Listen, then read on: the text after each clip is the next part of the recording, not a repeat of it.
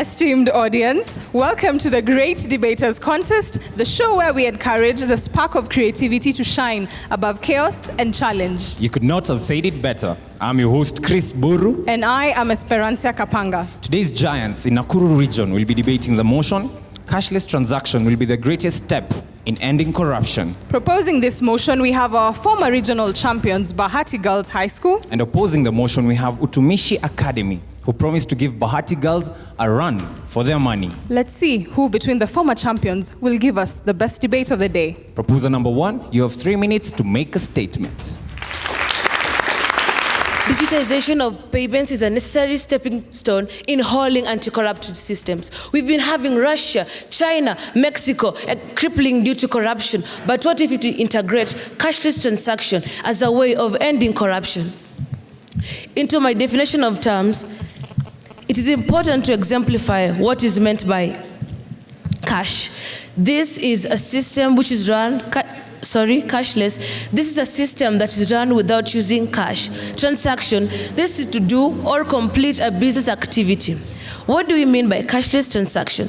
These are financial transactions that are done between two transacting parties, whereby cash that is not conducted with cash in form of physical bank notes or coins, but through digitization of payments, whereby money is used as an electronic representation of the money. By leveraging payments data and advanced analytics, government could save up to $1 trillion. This is according to World Economic Forum, whereby some countries, for instance, India is able to save 89.5 billion annually through using of cashless transaction. What of Ukraine? They're able to save up to 90.7 billion annually, according to Larisha Makarova, the regional senior officer of visa services, whereby in this country, people using cashless transaction increased from 42% to 62%. Now, when you use cashless, the benefits will be very enormous. First of all, there are people who usually evade tax, but through this, we are able to follow these suspicious patterns whereby we're able to get these people who are avoiding tax, because there'll be a proper trace of records whereby we can able to see that the following people have paid their taxes. A detailed account is at India. This is a country whereby it has been facing so many economic problems over the past years, but with this cashless transaction, it is able to fight corruption in various ways through this means of cashless transaction, whereby they use their payment using dark web and cryptocurrencies. With this cashless system, we're able to have a modernized payment, cash payment. Remember, with cash payment, there was no proper records. That's why we've been having scams and probes and scandals over money has been lost in so many countries. For example, in Kenya, we've been having the NCPB scandal recently, whereby 11.9 billion was used by some people, whereby they were using for their 2022 election period. And with cashless transaction, we're able to save on cost, and with this, we are able to do with this money something else to drive our economy. Thank you. First opposer, you have 3 minutes to present your case. I am Lucas Wesonga from Utumishi Academy. A strong antagonist of the motion, cashless transactions will be the greatest step towards ending corruption. What is a cashless transaction? A cashless transaction is the designating of financial transactions with no money involved from person to person. These include ATM transfers, debit cards, credit cards, and bank transfers. What is corruption? Corruption is the dishonest and fraudulent behavior by people, especially those in power, typically involving the giving out of bribes. So, why do I think that cashless transactions will never end corruption? This is the thing. I would like to quote Bill Gates, one of the biggest tech moguls in the world, and in his speech he said, "Cashless transactions are a policy to eliminate the poor and not corruption." So let's actually wake up to the smell of the coffee, shall we? These cashless transactions have posed many weaknesses. One of them being they are liable to cyber crimes. If my opponents didn't know here actually that hacking of these systems has become rampant nowadays, and we find a good example in Taiwan. According to the BBC, in October 11th, 2017, 2 hackers hacked the Taiwanese bank and robbed it of $60 million. What better form of corruption is that? Secondly, we find that these cashless transactions do not cater for 100% of the population. If you didn't know that in Sweden, 15% of the population do not use cashless transactions. In the UK, 32% of the people, while in the European Union, 49% of the people do not use cashless transactions. And why do you think so? If I was to deposit money in a bank, I would need a fixed amount of money so as to start an account.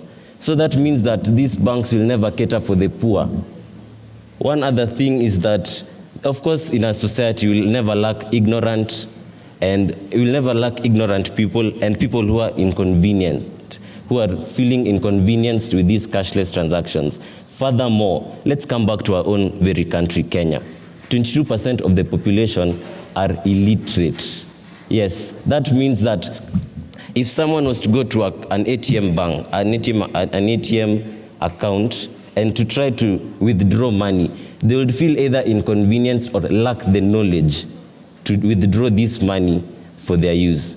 So actually, with all these weaknesses that I've pointed out from the cashless transactions, are we still going to use them as a tool to fight corruption?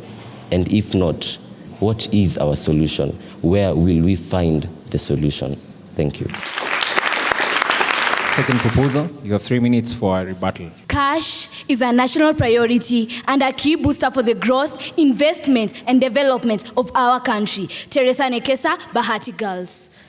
Let's imagine of a cashless society. Suppose of a country where there's no cash. Exactly what can happen? Simple. You talked about hacking. Yes, hacking is there. But don't we have measures? The world is evolving. And with those measures, the rate of corruption is going to be reduced. Not eradicated, as you say, but it will only be reduced. With the use of cashless transaction, it will be able to prove all financial transactions and maintain a proper record. A record of all economic transactions through electronic means will make it impossible to sustain vices in our country. And one of those vices is corruption. When I talk of corruption, you all feel chills inside your body because it's deeply rooted and is a natural phenomenon. According to Business Daily, 11.9 billion was lost in the National Cereals Production Board, and the same was the story. There was no any traceable data into how the money was spent.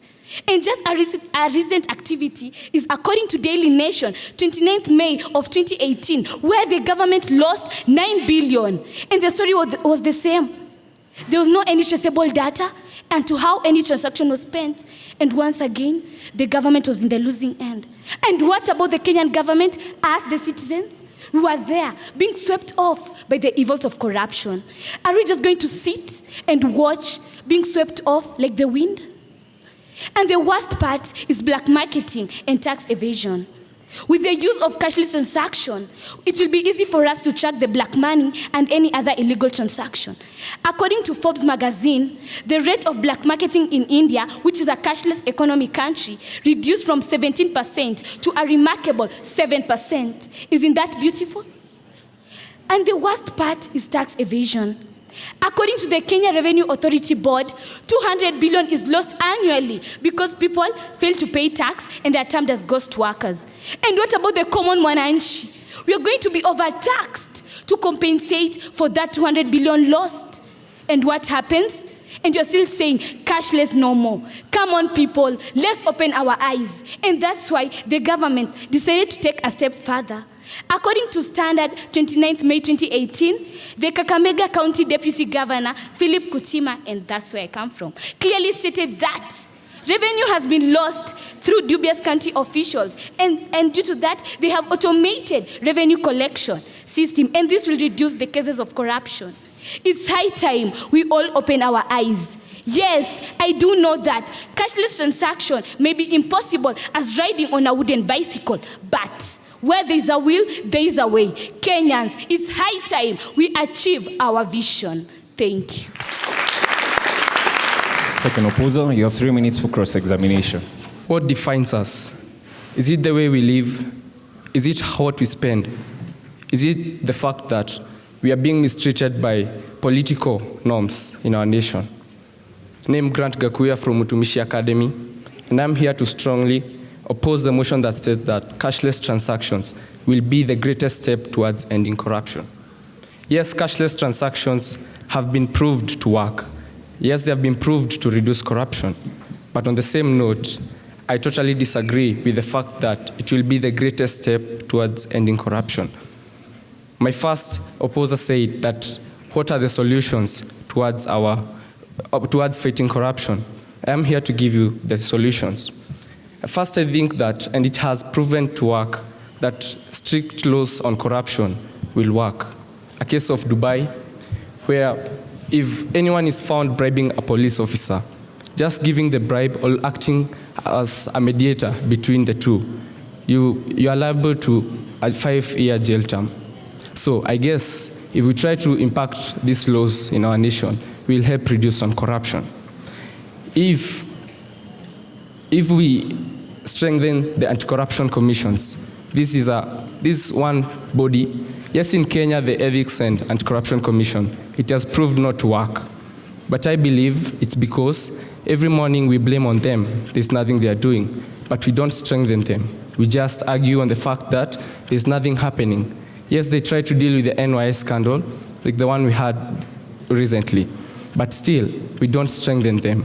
I believe a country like India, where they have strengthened the anti-corruption commissions, a prime minister was found to sell land to the wrong people, giving them license to the wrong people.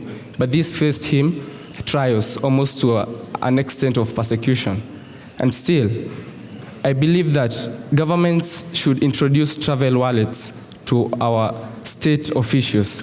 We find that these people, as they go on their trips, they have to use a lot of money. But this money is not really on their trip. This is what they steal from our nation. I believe that if we give them the travel cards, we'll give them a fixed amount of money so that they'll not embezzle our funds. The citizens will be convinced that the tax we pay does not go and drain in a river. I believe that we will fight corruption in this way. So, if the banks that are used to give the cashless ways of money, I believe the recent NYS scandal, the money was not carried in sacks, as it was earlier mentioned in the NYS scandal that was in 2016. So, if we withdraw licenses from these banks that allow such transactions to take place, we will reduce in corruption. I believe there's no bank who would mind in setting this money to go on drain. So, I believe that all progress is through control, and control that impacts change with a positive result. Thank you.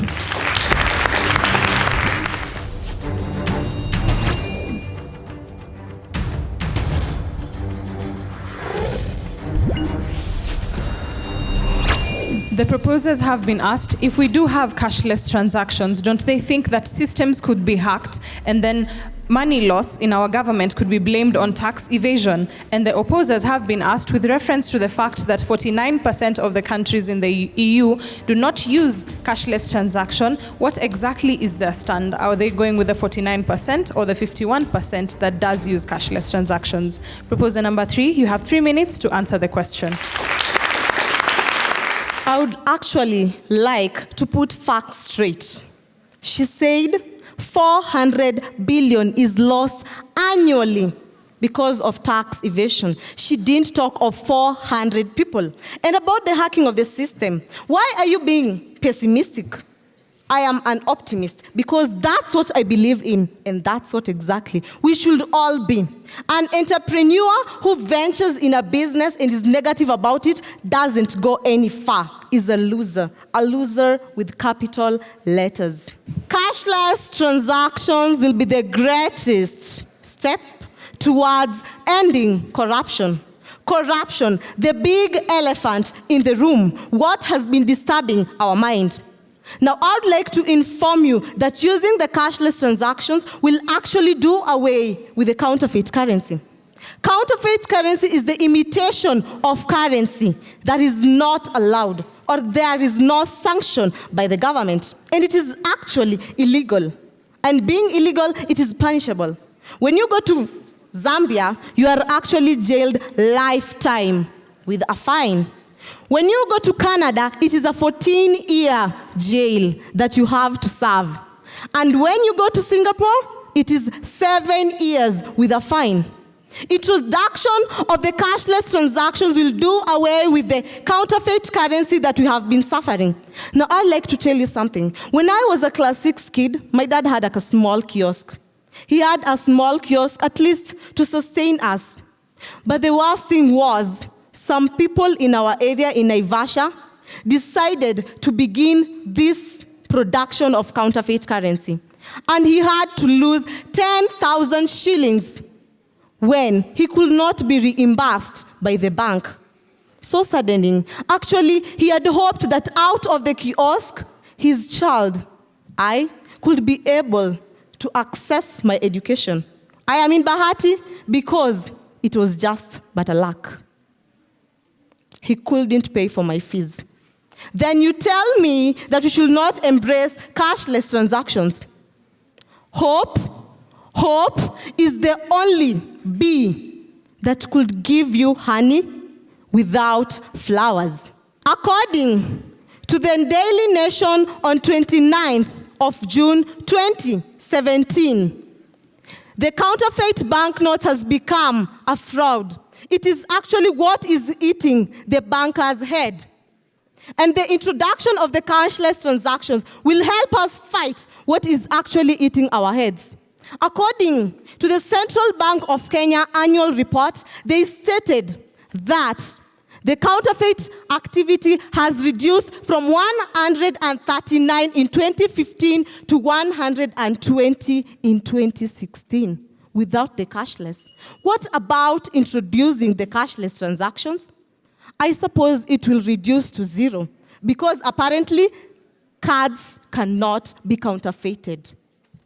Valerie Saleh, Bahati Girls Secondary School. Kadokoza, you have 3 minutes to answer the question. Kennedy Wambua is my name. Utumishi Academy is the school. First of all, to answer the question asked by my friend over there. You cannot use a blunt axe to cut down a tree. Your tool of execution is important. It should deal with the problem wholly, not partially. By this, I mean that 49% of people in the European Union don't use cashless transactions. And yet, we are being told that they are our greatest tool against corruption. Yet, more than 49% people are not using it, meaning only 51% will be able to curb corruption using this way. The other 49% will still be using cash, and in that, they will also be promoting corruption. And also, I'd like to thank my dad, a proposer over there. You mentioned strict laws. Yeah, there are strict laws in the country, and this is one of the ways in which we can use to fight corruption, not only cashless transactions. You have mentioned jailing in Zambia, Singapore, 7 years. I would also like to add to that. We have, like, in the Southeast Asian countries, there are executions done for people who take part in corruption. A good example is in China, where a whole minister was executed because of taking part in a corruption. He was supposed to issue land to people, but then did not issue land to the right people. Unlike in our country, where such people walk away scot-free, it doesn't matter who you are. There, a whole minister was executed. So, strict laws are a very good way of eradicating corruption, not only cashless transactions. And also, we are familiar with offshore accounts. I might be here in Kenya. I have an account in Swaziland. I have an account in the UK. I also maybe have an account in Panama. then I corrupt, I embezzle money in the country, then I wire the money to my offshore account. I will be using cashless transactions. You won't be able to trace me. I will be able to cover my tracks. Then you're telling me that cashless transactions are the greatest methods of us fighting corruption. Yet I have embezzled money using the same cashless transactions. A good example is in Panama, where drug cartels wire their money to offshore accounts using these same cashless transactions. So you find that instead of them fighting, they are actually boosting us. And also, my first proposal mentions scams and scandals using money. Well, I'm here to educate you that also they did use cashless transactions. In 2016, the NYS scam, banks were involved. Banks were involved in the scams. And some of the banks, the money was wired to them. So if these cashless transactions are the same things we are using to enhance corruption, how can you tell me that they are the greatest step towards fighting corruption? Thank you. I rest my case.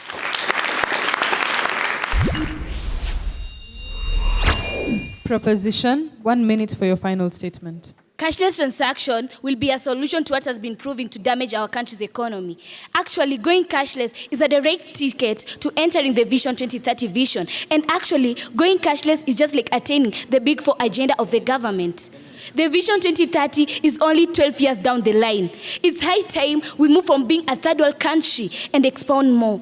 And with that, once we are informed, let's make an informed choice. Let's stop changing Vision 2030 to Vision 3020 because that's just so unrealistic. And let's weigh this situation. We have cashless and Vision 2030, or we go cash with Vision 3020. So the choice is all yours. And once we are informed, once again, let's make an informed choice, because we all know that Kenya as a country, we are moving a step further and not a step backward. So my audience, let's stand together and support this motion that states cashless transaction will be the greatest way of getting rid of corruption. And actually, if you can't beat them, then join them. Gratitude.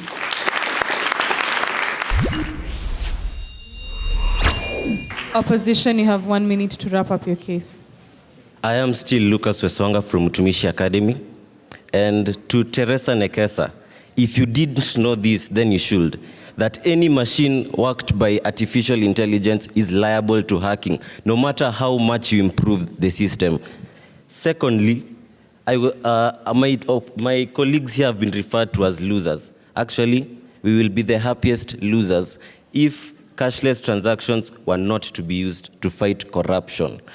And finally, I would like to tell you that there's no way we keep saying here that cashless transactions are the greatest step in ending corruption when we have clearly shown you that there are various ways in which corruption can be curbed without necessarily involving the cashless transactions. I mean, let us open our eyes. Let us actually wake up to the smell of the coffee. Cashless transactions are not the only way to fight corruption. And if you are really listening to us, you would have known that. There's always shimmers in the shadows. We don't have to use cashless transactions alone. Thank you.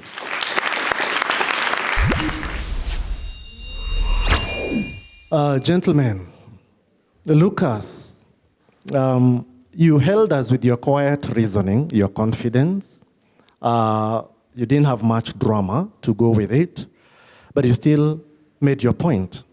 The idea of the Bill Gates quote and the Taiwanese bank haste. You talked about a haste from in a Taiwanese bank.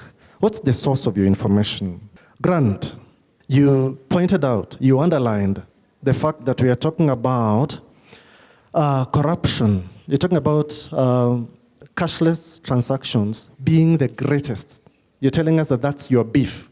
They are not the greatest, that there are other ways of beating corruption, that cashless transactions are not the greatest. And that was a point well made. Kennedy, the disadvantages of wire transactions were well said. That was a good point, because you said about you can also wire corruption money to overseas banks. That was a good point. You talked about NYS corruption scandal also being involved in wire transfers. Where did you get that information? Could you tell us so that we are sure, we are certain about that information? Bahati girls, I think this motion is quite rich. What has been done over the years, because now we have a lot of cashless, and I think Kenya is actually at the lead in because of the innovation of the M-Pesa and the likes, okay? So there could have been a lot of examples that you could draw up to. Any arrests as a result of this traceability, now that you're telling us let's go cashless? Are there any arrests that probably you could accredit to the fact that there were statements given out? Janet, without repeating, you started off by telling us some countries in the world, and you mentioned Russia that is crippling due to corruption. I think the best thing to do as well is to tell us what has happened, okay? Don't generalize, because otherwise we'll say every country is having the same thing. But I think you defined the terms well. The other point that I noticed that you said is the talk about the 11.2 billion shillings, and then you said it's for 2022 elections.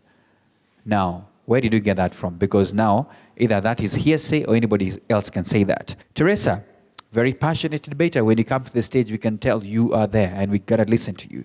Good submissions. I think I love the submission on proper records, and I think that was a good start and a strong point for your team, which could have been probably by the first speaker. Good citations, and I think I love the Kakamega example where you come from.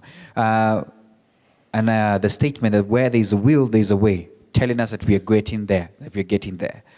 Valerie, hope is the only bee that could give us honey without flowers. I think I love that. And the fact that you're also very passionate, which is also a very good plus for you. You talked about counterfeit currency. Where are the facts? I know you give the example of Naivasha as well. I was hoping that you tell us the source as well so we can know and get there. It doesn't mean that the other examples you gave were not accredited, but these two that I've mentioned need as well to be validated. Your time back, that was penalized. Utumishi Academy, the judges saw it fit to award you 70.5%. Let's give them a round of applause. Bahati Girls Secondary School, the judges awarded you 70.7%, making you the winners of the debate. Let's give both teams a round of applause. Well done to both teams. Remember, here at the Great Debaters Contest, we celebrate all of you because you're all great debaters. We'd like to appreciate our sponsors for making all this happen.